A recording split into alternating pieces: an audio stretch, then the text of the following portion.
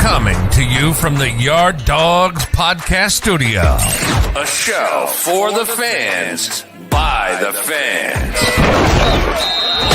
Talking all things Cleveland Browns.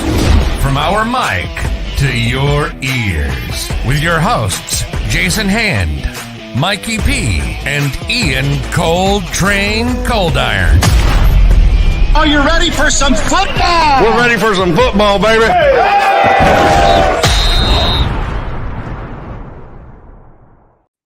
Yes, and you are now in the yard. Welcome to the Yard Dawgs podcast, a show for the fans, by the fans. This is, of course, season 3, episode 115. I am your host, Mikey P. The Yard Dawgs podcast is brought to you by Network 216. To check out all of our Ohio sports content, make sure to subscribe to our Network 216 YouTube channel. And, of course, joining me tonight, the one, the only, Ian ColdTrain Coldiron.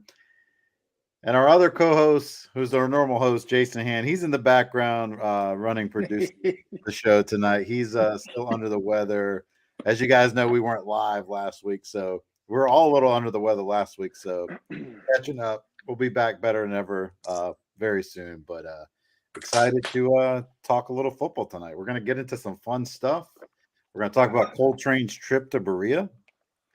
When's your tryout? Tell us when your tryout's coming up. But before we kick that off, just start with a little icebreaker tonight.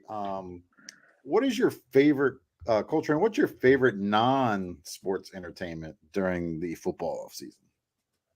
Non-sports entertainment? Yeah. Honestly, I'll have to go with the wife here. We love our cooking shows. Ooh, I was not a fan of any of that stuff before meeting Sarah, my wife, but now I'm a top chef, top level chef. All these different shows that they all seem to be released in the same amount of time when you're looking for football, but there's no football. So what am I doing? I got no football to watch, so I sit on the couch with her and I'll watch show after show. But it's pretty interesting, man. I can't cook for. I mean, I like to say I'm a mid cook. I'm not the best, but I'm not the worst. Okay. But those shows, I guess, make me believe a little bit that I can whip stuff up, and it's just amazing what those people do. So definitely would say we're a top chef, we're a cooking show type people when the football's not on. What about you, Mike? For me, non-sports, me and my wife always get it's like one show every year we get into and we kind of watch together. It's been like Game of Thrones was our show back in the day. Yep. We got into like Tiger King, over COVID. And this year, it's The Last of Us, which ironically, I like playing video games. I don't know about you. It was a video game, but I actually never played it. So watching it, and then watching some of the story modes from the video game, how it is very close to it. It's a very good show, and it's amazing that they can take content from a video game and then put these good actors in it, put a good story in it. And so far, I mean, I think we're 3 or 4 episodes into it, but it's pretty damn good so far. Yeah, we're about 4 episodes into that. I agree with you, Mike. I've been watching that every Sunday myself. And the thing about that show is it's intriguing. I'm so intrigued because it's a zombie show, but it's not really a zombie. It's not zombies. It has that feel of it. And then you think, oh, it's the Walking the Dead remake. How many times have they beaten a broken bush where they have remade Walking Dead, 10 different shows, 10 different actors, all that stuff, 10 different ways on Netflix. But that whole, the whole point of the, whatever that is. I mean, even the last show, bro. All that fungi. What is this? You think there's just going to be this crazy thing at the end of the season? So my mind it wanders, man. Like I told my wife, you watch it because it's entertaining and there's action, but also, and obviously the Mandalorian guy does a great job, phenomenal job. But yeah, like I said, I think that for the most part, I'm just intrigued by the plot. I think that's why a lot of people are hooked into it. So I'm looking forward to finishing that season for sure. I'm with you, buddy. My wife told me because she says ironically, I hate mushrooms. Like I just won't eat mushrooms. I can't stand them.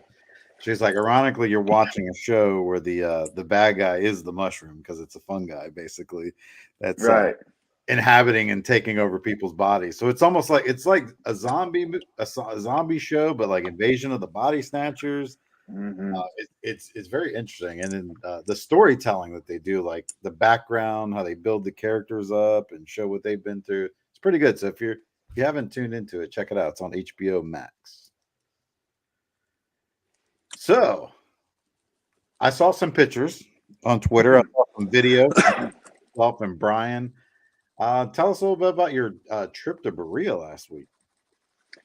Yes, sir. Saturday, at around. Well, actually, let's just start from the beginning.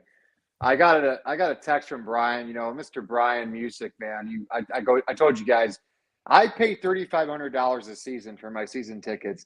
This dude does these contests on Twitter all the time. Like I know how he does it because he always ats my freaking Twitter name, and I'll be like, all right, Brian, another contest here.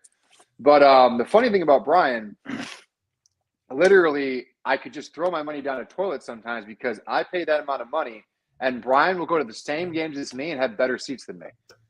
So it really is like literally it makes me want to just drop my season tickets today and just live the Brian life. But then as a diehard fan, you wonder if you'll get tickets to that certain contest or whatever. But man, I tell you, and I know his past too, Mikey. Like I tell you, I'd say that guy wins maybe 12 out of 15 times. I mean, literally, I don't see him really lose. Like a lot of these Twitter, and I think a lot of these Twitter contests, what it is too is not that many people really care enough to put their name in. You know what I mean? That's just like what happens. I'm not saying that he gets lucky. It's just I don't think there is some of those contests that Brian does. Like I think he's like one of the first people that does, and just for whatever reason, he nails it, man. But this one was interesting. He emailed me the email from Bud Light, but basically he won a Bud Light contest. It was called I forget what they call it. It was like Bud Light fans mini camp. Basically was the full on name of it. And the point of it is to is to give the fans and I know a lot of Browns fans, I hope you are listening, don't know anything about this. I didn't know anything about this till this year. They've been doing this for like 20 years. Oh, wow. Where they call it Browns. Yeah, they call it Browns fan camp or mini camp. And they want you, it's basically for the fans, obviously. There was about 100 people that won, from what I understood from the ladies, but maybe about 70 of those winners showed. So I would say there were about 100 or 120 people overall. But basically, they want the fans to get a feel for what the players go through at the OTAs or the mini camps for the Browns. Like they want you to kind of have this similar. I mean, obviously, we're not getting fitted for the jerseys and all that fun stuff that they get to do, but it's like basically for the fans, by the fans, like see what we go through, have some fun doing some football drills. But anyways, basically that was the lineup. Was like they wanted you to. The main part of it was in the I forget what they call that, but basically the field house where the field is, the practice field that they used, and there was the weight room in there as well. But basically there was 4 or 5 different drills in that room to start our day, and then there was a facility tour at the end of that, and that kind of was our rotation for me and Brian. We started in the 4, and then we ended with the tour, and then they gave us lunch. There was burgers and dogs.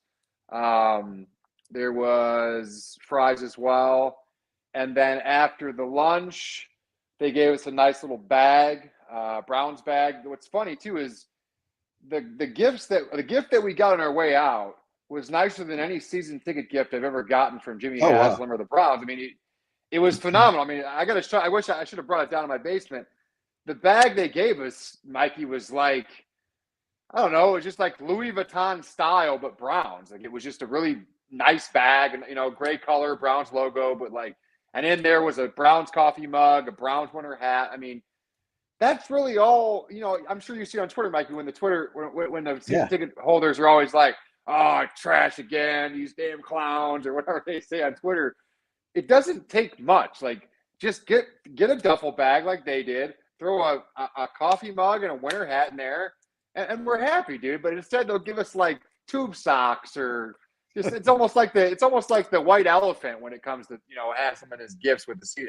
And then if you ever complain to the Brown staff, they go, "Oh, well, not every team does this gift." It's like, did you see the Raiders gift? I don't know if you saw those, Yeah. Mikey. They're freaking. I mean, high come tech, on, man. Yeah, dude. It's like the futuristic 20 years ago. But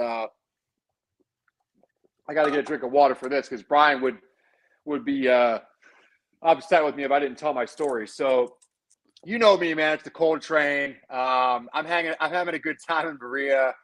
With my dude. We're always trying to have a good time. And the first drill. So, anyways, we'll go to the drills area. So the first drill that we did, it was like a QB drill. Here's Brian Music. What's up, brother? Sorry, it was an awesome experience. But anyways, we started off first with the QB drill. I mean, you guys know I talk about it on the show here. I'm no quarterback. I'm a defensive guy, man. Defensive end.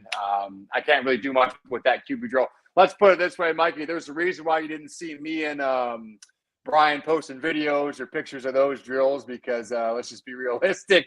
We didn't make too many in. But it was kind of cool. It was a guy and a girl in our a guy and a girl won, and they won. It really didn't bother me because they were giving a couple things away. And what a small world. The two items they were giving away, if you did like the best in these drills, were the two items I got from my man cave when I went to the last home game. So literally, I was like, okay, well, if I got these, I'd probably give it to the Yard Dogs or Brian or whoever. But what up, Network 216? But anyways, so here's where the fun starts. So this guy in that first drill, it's almost like he was like Medina High School class of 99. I mean, this guy was just, soaring them, taking it so serious. So then the next drill, it was a flag pulling drill. You either were on offense or you were on defense. So you either had the ball, and there was like very similar to the OTAs for the Browns. I mean, not obviously as light work as it was, but basically there's a big circle, and you either had the ball or you were playing defense. And obviously they had pop flags, just two pop flags. So you pull this flag to tap. You don't really tackle somebody.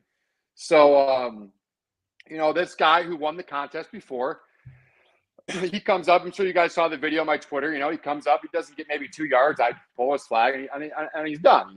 He seemed kind of upset about it. Maybe that I gave my all. But here's the thing. Like, some people, are quarterbacks. Some people like to just, throw footballs and trash cans they had set up and do that. I'm a defensive guy, so I'm going to put my own these types of drills.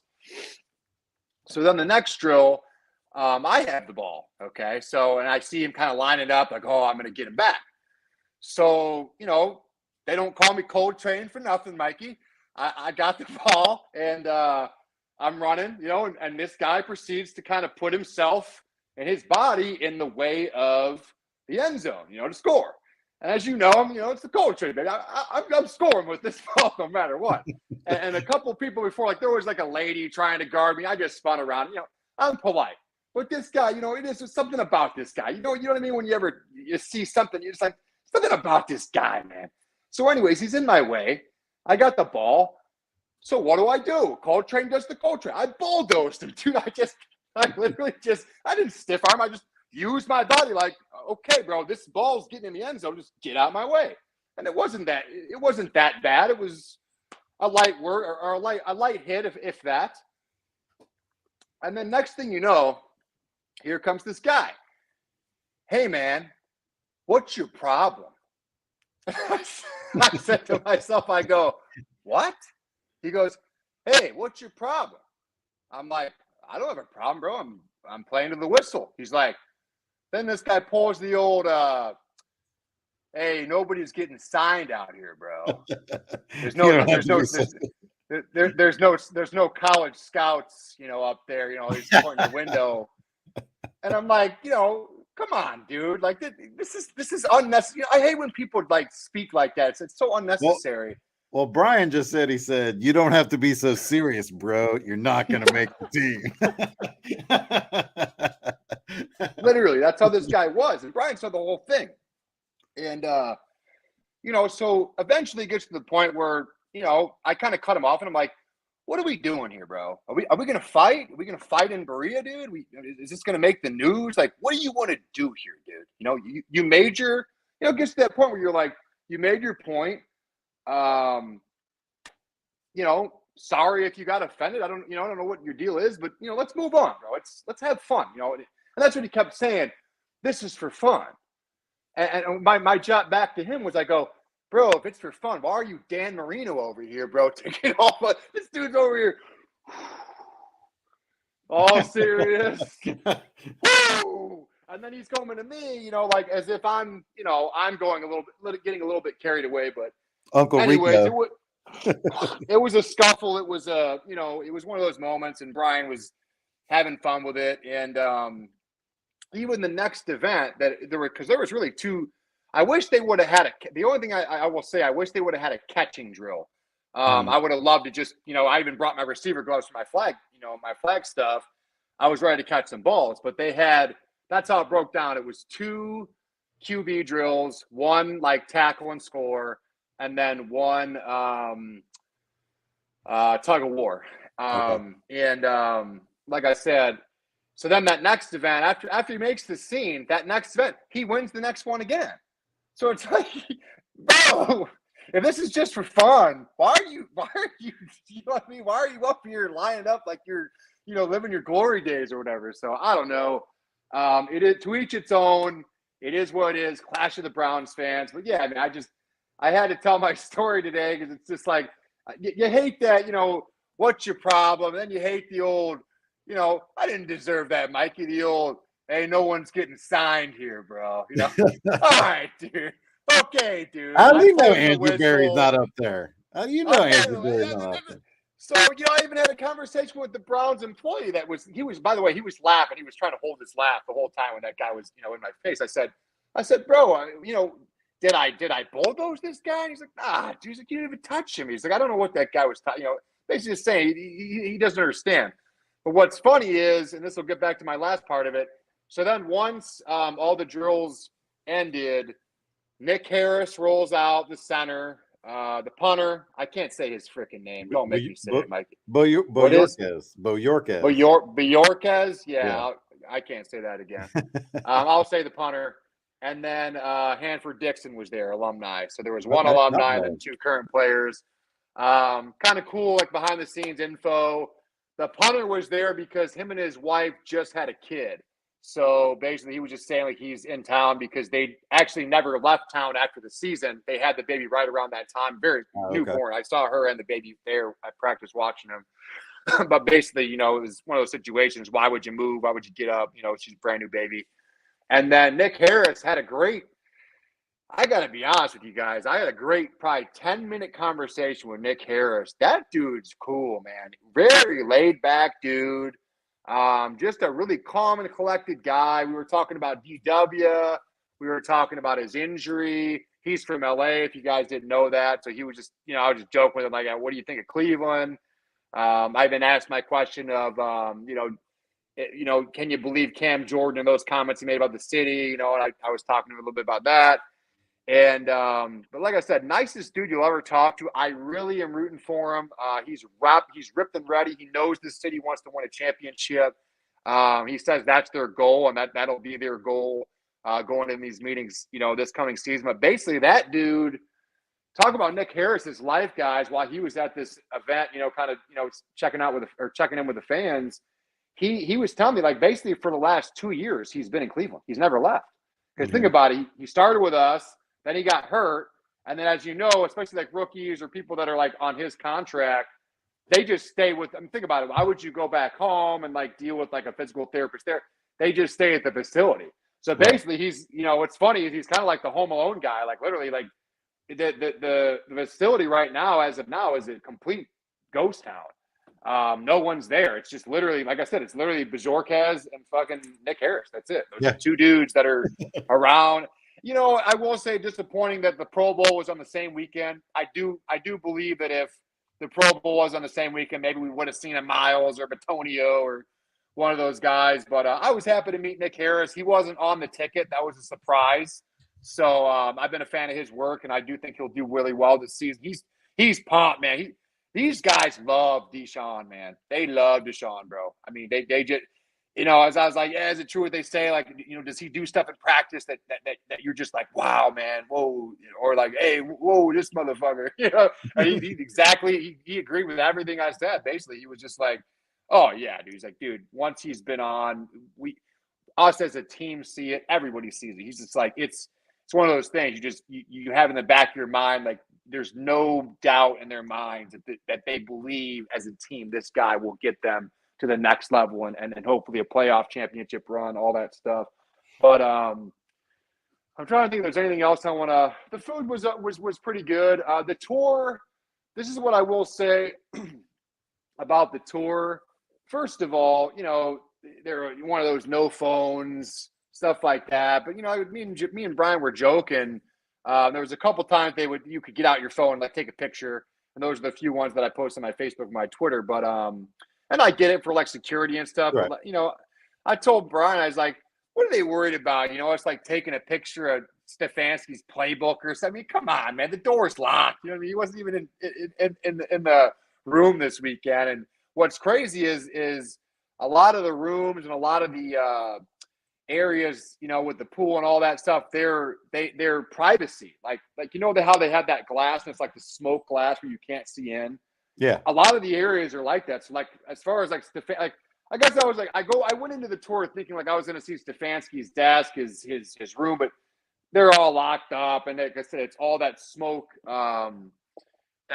glass or whatever it is, so you can't see in. But I will say this about the facility in itself, and I'm not harping on anything. It's just it was underwhelming, and the main reason it was underwhelming is mainly just because when you think about it, and they take you outside to see the practice fields, the training camp's at, and you went to training camp this past year, Mikey, that place literally is 2/3 fields and 1/3 building. I mean, it's really not that big of it. Like, I don't know about you guys. Growing up, I always thought this megaplex of a facility. It was it was like 8 different levels and all. I mean, would you agree, Mikey? Have you seen it from the outside? Didn't you think it was I've seen it from the outside. It looks bigger, but it's no bigger than like it's not even bigger. It's not bigger than the office I work at every day. Yeah. It's about a third of the size of my office. Like literally you walk in, there's the dining room right there, the dining room where they eat, the kitchen. And then through those doors is the big practice facility. Right. And obviously around that corner is where you get into like the first level. But like I said, it's basically a pool, some jacuzzis, obviously massage tables and stretching tables, all that for them. A couple treadmills. They got a biofreeze. They just added that. They had a cryo freeze room. A lighting room. What's Brian saying? Brian said they didn't want anyone to see Haslam's everlasting gobstopper. I mean, it was me and Brian. Me and Brian were just like, we were just taken away a little bit. Just was like, no phones, guys, no phones. That's funny. And I told Brian, I said, what? Like, even in like the locker room, they didn't let us. And it's like, I said, Brian, it's somebody's jersey and like Nike shoes. Like, are they worried we're going to take a picture of Myles Garrett locker and he has like freaking, J'adore perfume in there? So then people are going to say, oh, this guy's got J'adore. What's he doing? Like, I don't understand that whole, I think it's like a project. Like they don't want you to like take a picture like Perion Winfrey's Miami Club, right. Drinking bag or whatever, Margaritaville bag with Cosmopolitans in there, whatever, for all his girls and all that and all his dancing. But I don't know. Like I said, that really that one surprised me. And then the fact that for like the massage tables and like I told Brian, I go, what? Do they not want us to see the Jergens Ultra Healing moisturizing bottle? Like what's you get what I'm saying? It's just, I understand security, but you understand what I'm saying. Like I get it. Like if you can't take a picture of Stefanski's desk, like okay, I understand that. But like the massage tables and the swimming pool. I don't see the issue. It is what it is. But like I said, great tour guide. I wish I knew his name. Great guy. One of those guys has been there 6 years. One thing I will say, Mikey, because I guess I'll end with this to make us Browns fans feel good about this upcoming season. One thing this tour guide said, a little behind the scenes information that I really enjoyed him telling us was he said he's been a security guard there for 6 years. And he said, the thing about Jimmy Haslam is, behind the scenes that you all don't know, when it comes to these players' performance, anything to get an edge, and any type of performance atmosphere. They got 3 barbers down there. They have a barber chair, where they get free haircuts. All this kind of stuff. He said in 6 years, he's never seen Jimmy Haslam say no. Literally, like, he will say that about Haslam. He gets a rep or whatever. Anything for the players, anything that all they got to do is try to sell it to him. And he said he's never said no. And that was their big deal. Obviously, this year was the cryo or the cryo room. And then he was joking with us, saying that a lot of the LSU and Bama boys were like, we've had this for like 5 years. Yeah. we had this for a long time. They've had some of those college facilities are nuts. Yeah. But yeah, it was a good time, man. Awesome, man. Well, sounds like you had an awesome time. And the cool thing is, you probably noticed when you got Hanford Dixon's autograph, he has a very interesting autograph. Like, you can't not forget his, because he puts the top dog, and the way he signs it is like. Yep, and he definitely blew it up. He blew it up on that mini, Mikey. I mean, I got all 3 on there, but it was supposed to be, everybody to get a good part of it, Hanford just took it and stopped. Oh, he does it, and he does it on purpose. He'll tell you, like, and it's funny when there's other guys, like, if you ever run into him and with like like Minifield's around or Metcalf, like, they will all talk about how his autograph. They're like, oh, yeah. I see you already got Hanford, and he's already taken up 3/4 of the ball. Yeah. He you could tell but another nice guy, another stand-up dude, man. All of them, everybody I talked to, bro. Even the punter slid in a little. He hopes he gets re-signed. I mean, he wants to stay in Cleveland, so he obviously loves Cleveland. So it was a good time, man. Opportunities like that are once in a lifetime, dude. Yeah, man. Literally, I'm sure you've seen my tweets, Mikey. I've been wanting to see that facility for, forever. But just, I love the fact when they bring the players and you can just talk to them. And that's what's crazy about, the NFL and just the Browns in itself, the Browns players. Everyone puts these guys on pedestals like they're like inhuman or aliens. When you actually get an opportunity like this to just talk to them, they're just regular people, dude. They're everyday people who, eat, poop, and go to work just like we do, man. It's that idea that, these celebrities are another level. And of course, there's some cocks, there's some arrogant guys. I mean, I'll never forget Braylon Edwards, that prick. When I was like 13 years old, I had my marker and my helmet. I was like, dude, hey, Braylon. He's like, I ain't got a pen, dude. It's like, yeah, pen right here, you jackass. But, not everybody's approachable like these guys. But, these are just, 2 players on the current team. But just their attitudes and just you could kind of get a feel, of why they're here. And they just look like Andrew Berry guys. You know what I mean? Like, they buy into the system. Very approachable dudes, nice guys.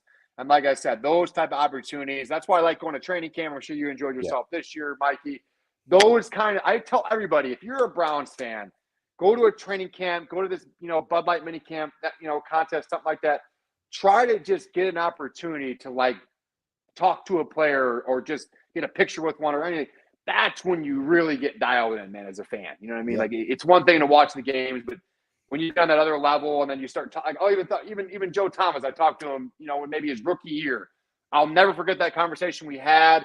I have a heart, he's got a heart in my, or a spot in my heart now because you had that personal one-on-one with them. You guys know I had my one-on-one with Deshaun on my birthday this year.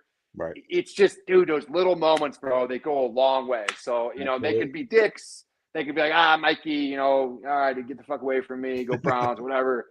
But they're not, and they're approachable guys. They, they're really fun-loving guys. And like I said, I will say, I can't say enough. I wish I could have given a shout out on Twitter, but Nick told me that he is no longer on social media. So he said no social media, no nothing. Pretty much all you can really do is email that guy. But like I said, Nick Harris was definitely my fan favorite of the whole event. It definitely made my day, and I got him signed in the mini. I got everybody, all 3 of those guys signed in one mini helmet. I'll probably show it next week. Maybe we'll have to figure out a way to get Nick some homage gear. Because speaking of homage gear, the Yard Dogs podcast and Network 216 are proud partners with Homage, the apparel company. If you haven't tried Homage yet, you're missing out. Homage is always coming out with on-point, cutting-edge sports apparel, showing support for your team, Doesn't have to cost an arm and a leg. As a bonus, you will get special discounts using our link to shop at Homage.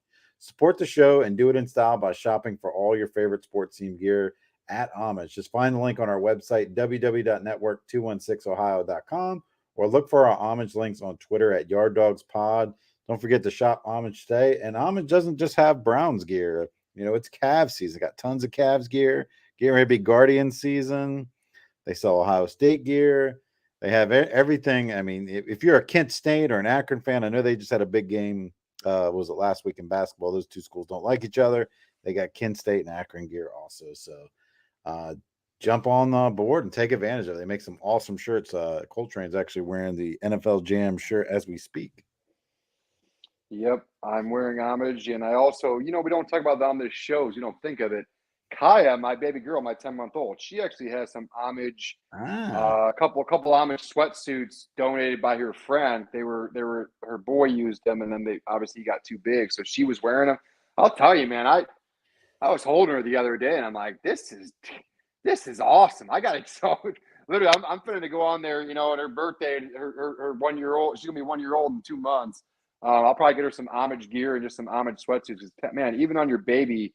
And the babies always want to lay on you, man. It's a good time, man. So comfy, so cool.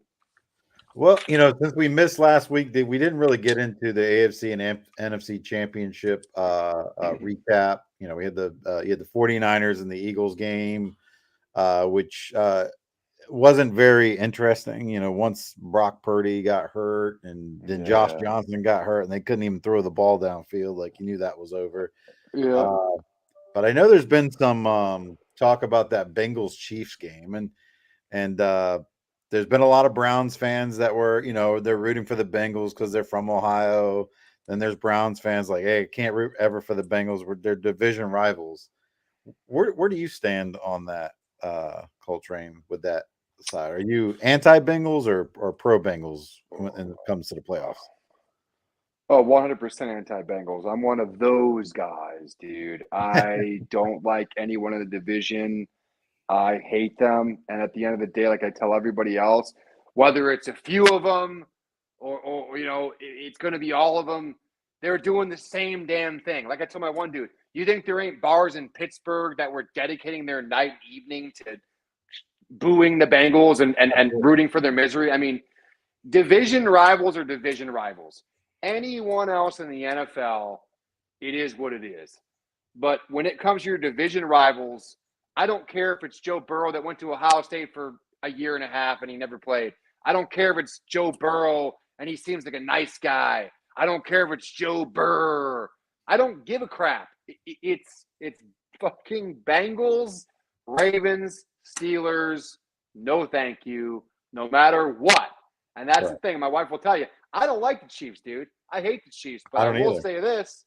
I put my money where my mouth is. I went 2 for 2 this week, my friend. Hitting up all those Ohio, but I went one further, sir. I went on FanDuel. I went on Barstool Sportsbook. As you know, it's new to Ohio. 2 for 2. There you go. Put through all my money on them 2 teams, man. I don't like the Chiefs, but I didn't care as it was the Bengals. Sorry, Bengals fans. Yes, there was some chippy choppy, play call or ref calling, I should say, or flag throwing, whatever. But when you really think about it, especially the couple that they complain about, when you look at like that one flag they threw on like 3rd down or whatever, or that guy, he was waving it off. Yeah. They punted it that drive. You know what I mean? So it's like they punted it. Like Browns fans deserve that. Or we get to do that sometimes. It's like that'll be the game. You know what I mean? That'll be the reason we lost the game. That wasn't the reason they lost. I mean, they had ample opportunities, dude. Both teams really, especially towards the end, didn't impress me. Even they kept going on about Mahomes. They all had their chances, Mikey. They all had their chance, and they had about 5-6 chances apiece. And Mahomes just finally got his one peg leg or whatever the heck he was standing on at the end of the game to work and get the right throw at the right time. And it is what it is. It's a done deal. But, yeah, I think I talked about that a little bit on Twitter, Mikey. NFL fan bases are so funny. Just because it's like if you win, you're happy, you're celebrating. If you lose, it's, then you'll see all those with the ref will have the Cowboys colors, or it'll have the 49ers Yeah. color. Oh, the best player of the game. Come on, dude. You guys lost. You had chances. I don't know if you saw this, but there was like people that were like spreading like misinformation, saying that I think it's Ron Tolbert was the head referee, that he was from Missouri and all this stuff. And I'm like, a simple Google search would reveal that he's actually born and raised in Youngstown, Ohio. So it's like he's not from Missouri. Some of the penalties they did complain about, like the third down one, but the guy was blowing the play dead. You just couldn't see him off. He's off screen. Exactly. They didn't get a first down off of that. I saw them complain about the intentional grounding. It was intentional grounding. Yes. Is the running back within like 10 yards? Yeah. Is that in the area? No, because the ball has to get beyond the line of scrimmage. People don't realize this, for intentional grounding, because they say like, well, on a lot of screenplays, you'll see the running back get knocked down and they just throw it to the ground and it doesn't get beyond the line of scrimmage. I was like, difference is that runner is behind the line of scrimmage. This guy is down beyond the line of scrimmage. At that point, it does have to get past for him to be considered in the area. So they made the right call there. Yeah. The roughing the quarterback at the end, he's 3 feet out of bounds, 2 steps. Yeah. He took 2 full steps out of bounds and he got shoved. It was just a bonehead play by that player. And I don't know if you saw the video of it. Like one of the teammates, I think it was Jermaine Pratt, the linebacker, was like just going off. Like, because, basically he was like, this is my last year. Why would he do that? It was just stupid. Like, the guy's a young player, tried to make a play and just made a bonehead play. And the Bengals had 2 possessions in that fourth quarter to drive it down and win it. And they just didn't get 100%. Yeah, that video was trash, Mikey, because first of all, you don't do that. There were so many different things that happened. You don't take it on the end, but I like this one. I forget who posted it. It was a blue check on Twitter though, but it was a video of all that dude's highlights before he made that play. He was playing lights out.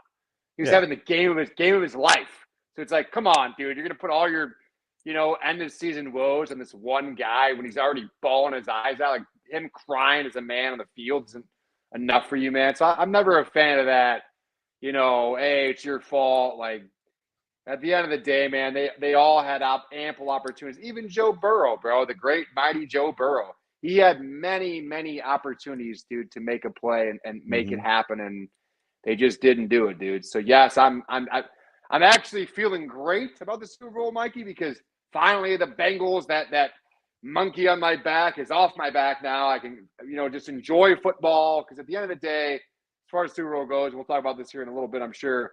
I don't give a crap who wins. There are 2 teams I really could give 2 craps about. I'm a Browns diehard fan, so it is what it is. But I'm just so happy I don't have to see, because I'm sure you noticed this, Mikey. And here's the thing where a lot of people started turning on the Bengals fans. They were getting mighty cocky, my man. They were getting a little arrogant. They were pretty chippy. Smoking the cigars after wins, Joe Burr, all over Twitter. Oh, we're the best, win a Super Bowl. It's like, here's my thing with the Bengals fans. Act like you guys were acting like you won the Super Bowl last year, the way you were talking. But you didn't win the Super Bowl. You lost. And then this year, same thing happened. You talk your talk, the mayor's getting involved, and you lost. You talk the talk, and that's the thing. And I'll leave it with this. I can never, and I've talked about this on the show many times, even with our Browns players. Don't write checks you can't cash. Win the game first, then talk yo shit. You know what I mean? That's literally is what it is. Like at Kansas City, they didn't talk a lot of trash. They actually they heard it. They heard it. Yeah. They heard it. Obviously. Hey, what's funny? Every time my wife will tell you, Mikey. Every time, what is the D tackle for Kansas City, dude? Chris Help Jones? me out. Yeah, Chris Jones. Every time he made a play, and he made about 8 different plays, and my wife will tell you she got ignored at the end of the night. All I said was, "See y'all at Burrowhead," because that's all you have to say. Like he was subliminally telling them, "I hear you, I hear you." And like I told my wife even before the game, free advertising, dude. The mayor was involved. Like I said, they're smoking these cigars. The fans after every win, like, trust me, y'all. Nobody likes that stuff. Be humble. My thing with the Bengals fans, and I even said this as a Browns fan, and Mikey, and I would love to flip this back to you to see what you think. If we're in that situation, Mikey, are you like me? I would just be a humble fan. Like I would be like this. Oh, it's the Chiefs. I hope I just hope we play our good game. I mean, how let me ask you, Mikey. Like, if this is the Browns, would you be taking my approach, or would you be smoking cigars? Deshaun, baby. I'm like this. Like, I didn't mind when the Cavs were talking trash after they won in 2016. They could talk all the trash they want at that point. The 3-1 jokes are funny at that point. Same thing. If the Browns are in that situation, fly under the radar, baby. Like, just do your job. After the game, talk all the trash you want. Right. But not leading up to it. Because I know people say, like, oh, that doesn't matter. I'm like, it doesn't matter till it does. Because it's not that.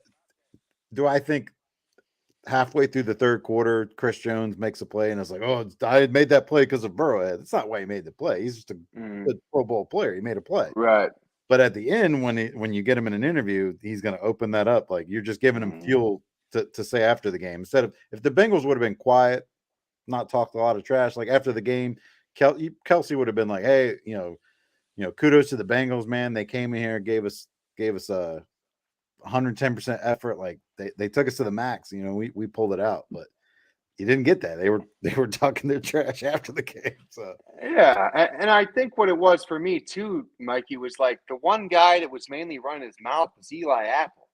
It was like, Eli Apple, bro, what are you ranked as a cornerback? You're probably like 38 out of 60. Like, bro, you're not even close, dude. Like, and that's why it reminds me of my flag league that I play in out here in Columbus. Like, it always seems to be the bums that are talking the most crap. Like if the team wins, they take all credit for it, and then they want to like, oh yeah, see y'all at Barrowhead, or Burrow's the man. It's like, yeah, Burrow's the man. What did you do? You know what I mean? Like you even saw a couple of those things going back and forth during this playoff run on Twitter, like Micah Parsons had some beef with somebody, and he was like, "What'd you do, bro? Like what? Exactly. Like what did you? Why are you even talking?" It's like the guy that does the group project in class that did no work but got the same A you did. And he's over there. I got an A. Yeah, he's over there. Hey, congratulations, dude. Welcome y'all to Burrowhead. I don't know, man. I'm thankful that let's just be real. The word was obnoxious. I'm happy those obnoxious fans and that franchise, at least for this year, is out of the way. So I will say this. A lot of people say, like, why don't you love Ohio? Why don't you root for the Bengals? I'll tell you what, if the Bengals we're an NFC team and we're in a completely different division. I agree. I'd root for them. Because at the end of the day, I tell people, like, I love the Cincinnati Reds. The Guardians are my number one team, but the Reds have like in 1990 when that's Chris Sabo, Rob Dibble, and the Nasty Boys. Like, I love that Cincinnati Reds team. I've always been a Reds fan. I can't root for the Bengals because they're division rivals. Same thing. I'm a Kent State guy. I love Kent State. I hate Akron U. Like, they're right next to each other, but I just don't like Akron. So I'll never be a Bengals fan. Can't root for the Bengals. Not gonna do it.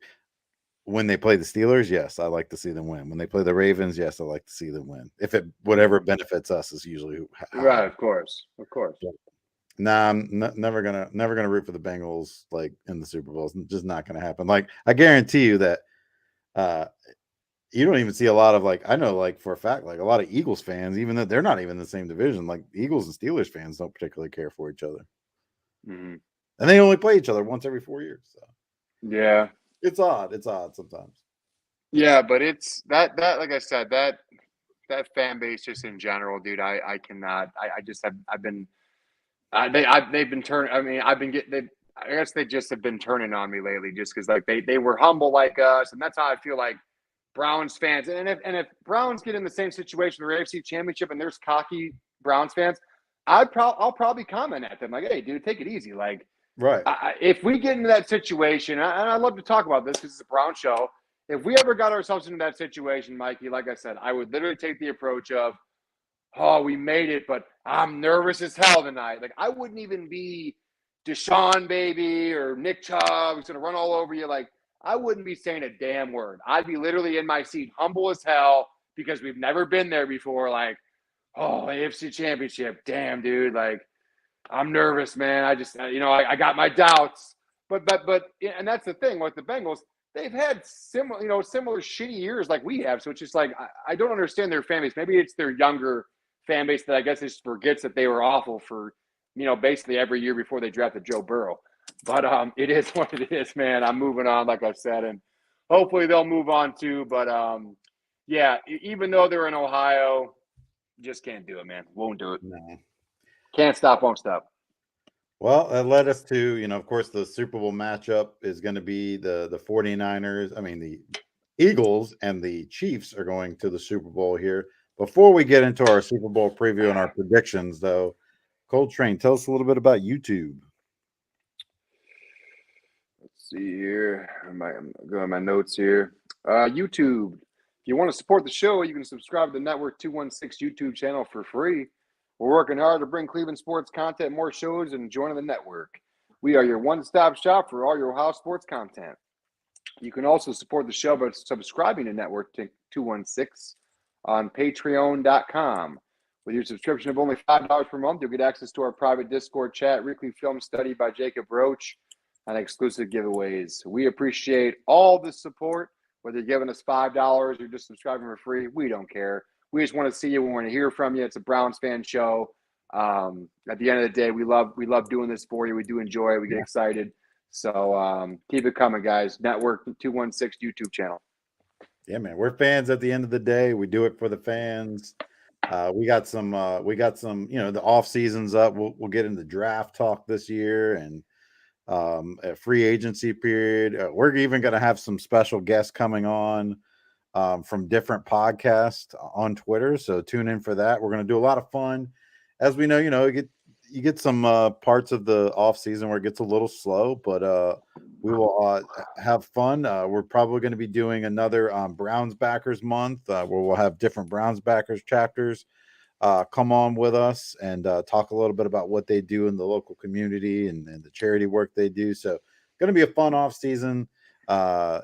And we'll get into that. But of course, the Super Bowl, like I don't know if you realize this is like I didn't realize this is only the 5th time that the 2 1 seeds have made it to the Super Bowl in its history. So it's the 5th time it's happened between the Chiefs and the Eagles. It's first ever time you have 2 black quarterbacks facing off against each other, which is another historical thing going on. Awesome to see that. I love the Jalen Hurts story because I kind of am rooting for the Eagles for Jalen Hurts because if you go back and look at his career, man, like if anyone was told you he'd be a Pro Bowl, Super Bowl #1 quarterback leading his team to the Super Bowl when he had that rough national championship game and got benched in favor of Tua, and Tua came in and led them on a comeback, and then he stuck around the program the following year, even as a backup. Before he transferred that last year to Oklahoma, the guy is an ultimate teammate. Like, you can't not root for that guy. Like Jalen Hurts just seems like an honestly good dude, and I'd love to see him win a Super Bowl, get his first. Mahomes has already got one. I think Mahomes is going to win a few more. Like that guy is just next level. Like he just makes throws that other people can't make. Like he just has elite talent. I mean, especially this year, like their receiving core is not as dynamic as it's been with the likes of Tyreek Hill has had. They still got Kelsey, so they're still explosive. But I think it's gonna be a good game. Have you seen the spread or who's favorite? I think was it Philly is favored by what, 1.5? So they got 1.5. It's another pick 'em. Another pick 'em game. Yeah, I call it a pick 'em because at the end of the day, Vegas doesn't even know who's gonna win. No, yeah, 1.5 is tough. It's a tough game. Yeah. But you got Jalen Hurts versus Pat Mahomes. Who would you give advantage to? If you're looking at the, we'll get into like offense, defense, and special teams, and then we'll get into our picks. Philly versus KC. Who has the advantage for you offensively? Dude, the way Philly's rolling, I'd say Philly. I mean, they're the hot pick, dude. I mean, just everything they're doing is working. And as a Browns fan, I freaking hate it, man. It's like, why can't we have a head coach do this shit in his first year? It's just like, come on, guys. Like just another coach that because wasn't he like a bum really before this, and then he gets his shot, and it's like, what the frick? Like it's This like, is what, second year. It's funny because I remember Nick Sirianni had that weird interview where he's talking about like making plants grow or planting something, have it grow, and like Philly like hated him when he first got it. Like they were booing him. They're like, this is cringe level. Who is this guy? He's a bum. yeah, He was the I think he was the Indy offensive coordinator yeah, under Frank Reich. But he came in and he's led them to the playoffs last year. They got boat raced that first game against Tampa Bay, but I think they learned a lot. But yeah. one key thing, and this is the one thing, like even when we were going through our 1-31 seasons, was like they built the hell of it out of an offensive line and they built the hell of a defensive line. Like they prevent you from getting to the quarterback and they get after the quarterback. They get after the quarterback in Philly. And that's what makes them fun to watch. They're good on both lines of scrimmage. Like they control it. The X factor for this game is going to be Kansas City. So I agree with you. I think right now with Philly, like, they can run the ball when they want. They can run it with their quarterback. They can run it with their running backs. They have AJ Brown, who's almost been unstoppable at times this season. They have Devontae Smith, has made some hellacious catches. They have a great tight end. Offensively, I agree with you, ColdTrain, giving the edge to Philly.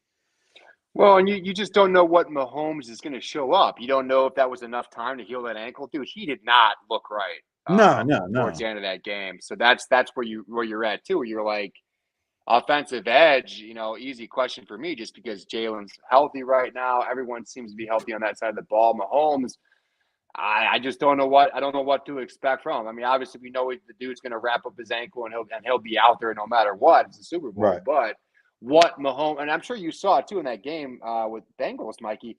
Some of those balls Mahomes threw, 100% it was his injury, dude. He doesn't throw balls like that in the ground like that, bro. I mean, there was balls that were, that he was tossing. I was just like, where was that going, dude? But you could just tell. And they were even showing you like he couldn't get his full. I mean, dude, it's your ankle. You know what I mean? Like you can't get your full, like, He could get that follow torque. through. Yeah, he couldn't almost get that torque sometimes. And he's like a Deshaun, Mikey. He likes to fire it in there. Like that's how he makes his plays. But the problem with that is like you got to batter up. You know what I mean? You need all of your sets to do all that he can do. So, like I said, I don't know what to expect. I guess there's a couple question marks as far as the KC's offense for me. Yeah, and then defensively, like I said, the Eagles get after the quarterback. They haven't really been tested in the playoffs. They played San Francisco, and Purdy got hurt pretty early on. That game got out of hand pretty quick. They played the Giants the week before that, and we know the Giants aren't dynamic offensively. So I feel like the Eagles haven't really been tested throughout the playoffs, where Kansas City kind of had two barn burner games. Like Jacksonville gave them everything they could handle and a little bit more. And then, of course, the Cincinnati game came down to the wire. So defensively, who do you see right now as having the edge going in the Super Bowl Sunday? The way Kansas City played the Bengals and Joe Burrow, I'd say Kansas City for sure. Okay. I mean, there were just players on the Chiefs that were making not one, not two, but like I said, Chris Jones is one of them. He's making 5, 6, 7, 8 easily plays. I mean, making it look easy out there. So I agree. definitely defense. The edge would go to KC for me. Yeah, I agree. I think, like I said, Philly's defense is good, but I don't think it's been tested. I think they'll get tested this week.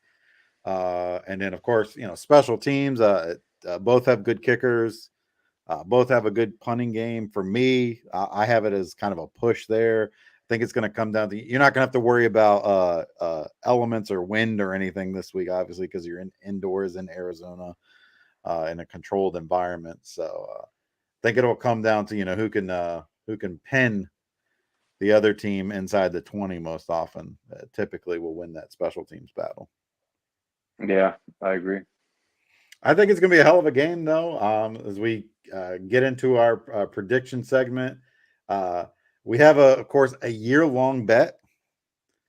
We've done Browns weekly predictions. The rest of the AFC North is what we were doing during the regular season. And then we got into the playoff games because I think I kind of made that happen somehow. The winner, of course, is going to get a Yard Dogs podcast trophy for the mantle that'll be passed on yearly. The last place finisher chooses a punishment, either the one chip challenge or the top 5 comment punishments. The top 5 are going to get placed on the Wheel of Destiny. Of course, we give 1 point for each correct win or loss. And then if you get the exact score, you get a 3 points, which nobody has gotten all year long. Going into this final week, we have Mikey P and ColdTrain. Me and you are tied at 35. So it's going to be an interesting week. And then we have Jason, who we can still technically catch with 38 points. So one correct score would claim that trophy this week. So prediction time, as we got Jason joining us here at the end. Eagles versus Chiefs. Let's kick it off with Jason. Yeah, well, first of all, you guys aren't going to catch me, right? I mean, let's be serious now. But guys, I wanted to just say you guys have done a hell of a job on this show. I've been in the waiting room kind of watching the comments and everything. I've been taking my medicine. I've got some Old Smoky Tennessee moonshine. So Jason is getting right now. But thank you guys for filling in for me. This is going to be a good game. One X factor that I don't think either of you mentioned was Andy Reid. I think that's what's gonna tip it in Kansas City's favor. He's been there, done that. Patrick Mahomes has been there, done that. Philly, it's a great story. There's no question. It's a great story this year. Hurts. Basically, a couple years ago, Philly fans were wanting to throw him in the trash. He wasn't good enough quarterback. Well, now all the fantasy owners are wanting Jalen Hurts on their fantasy team. So he's done a heck of a job this year. He's beat up a little bit. And there's no question Patrick Mahomes is beat up, with his ankle. But he's had 2 weeks of rest. I know he's committed to his therapy. I'm not going to get burned again. Last week or 2 weeks ago, I picked against the Chiefs, and it burned me. I shouldn't have done that. So I'm going to pick the Chiefs this week. I think it's going to be high scoring. I picked the Chiefs 38-31. 38-31 Chiefs. This week. So all right. That's who I'm picking, man. Next up is myself. Like I said, I was talking about how much I'm rooting for Jalen Hurts. Would love to see him win. I just don't know if they'll be able to get it done, though, this week. It's hard to go against Pat Mahomes. I got the Chiefs winning it in a really close game, though, 27-24. Wow. Have I got news for you, gentlemen? I was wondering, Mikey, if you and me were going to disagree on this Super Bowl matchup, but here we go. I got the Eagles, baby. I got the hot pick. I think they're the hot pick this week. I will be following up with some cash on FanDuel. Hopefully not too much because it really could go either way.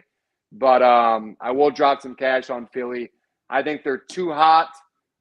Can't stop, won't stop. Rockefeller Records. It's one of those things. The way they're playing, the way they're dominating teams, the way the coach is, that culture, just everything about that team, man. It's a hot pick. And it would be only fitting, Mikey, that you're on that side. I'm on this side. Playoffs or whatever, it shouldn't have happened. Whoever's eating this chip, whoever's eating this, or putting that Steelers jersey on, or whatever the hell, whatever Jeff came up with, God only knows what he came up with in the comments. It's actually fitting. I'm glad I'm picking Philly because I did wonder, like, well, what if me and Mikey both picked the Eagles? So I'm excited, guys. It'll be a good game. It should be a barn burner, man. 2 super team powerhouse NFL teams.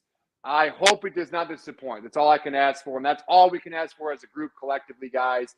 Good score, good game, edge of your seat. That's all we can really ask for. At the end of the day, whether I win this contest, win on FanDuel, I don't give a crap. like I said again, guys, the Browns show. I'm a Browns diehard fan. I could care less who comes out with the win, guys. But Philly is my pick if we're talking putting some finances on it. That's about it. What's your score? Oh, sorry. I got excited that Mikey picked the Chiefs so much today. Eagles. The score. Yeah, I didn't even give the score. No, I had it written down. Eagles 31, Chiefs 27. And it'll be nowhere near that, I'm sure. How it's been every week. But yeah, I mean, Jason, you got to be stoked, man. This is it, baby. This is it, man. The battle of the bands, man. Yeah, picking up the trophy next week. So either it's going to be in my home or one of your homes, but we'll just have to wait and see. Well, it's either going to be in your home or ColdTrain's home because I can't win it now. What do you mean? I thought we were tied. Me and you were tied, but if I got an exact pick, I'd only get 3 points. So that puts me at 38. Jason would still be at 39. Yeah, so, I see what you're saying. Yeah, you'd have to be on the other side of the board. You could tie me because you would get the point for the correct prediction and then plus 3 points. Oh, gotcha. Okay, so we could you'd actually tie. So we'd have to at that point. And then, what would you do at that point? The Hall of Fame game to kick off this. Listen to this guy. XFL starts. XFL starts soon, or USFL, one of those two leagues. No, the XFL. Let's pick our MVP of the Super Bowl. That could be the tiebreaker. Okay, we can do that. Okay. So, Mikey, I'll let you have the honors. MVP of the Super Bowl, I'll take the Patrick Mahomes. Dog. All right. ColdTrain. My MVP, Jalen Hurts. Man, I'm gonna have to go with Kelsey then. I mean, that's the obvious, right? That's the obvious. If you pick Mahomes, I got to pick a different one. I can't do the same one. I came close to Kelsey. I was this close to Kelsey, like that close. Okay, so Kelsey, Mahomes, and Hurts. Hey, this should be a bonus point. I'm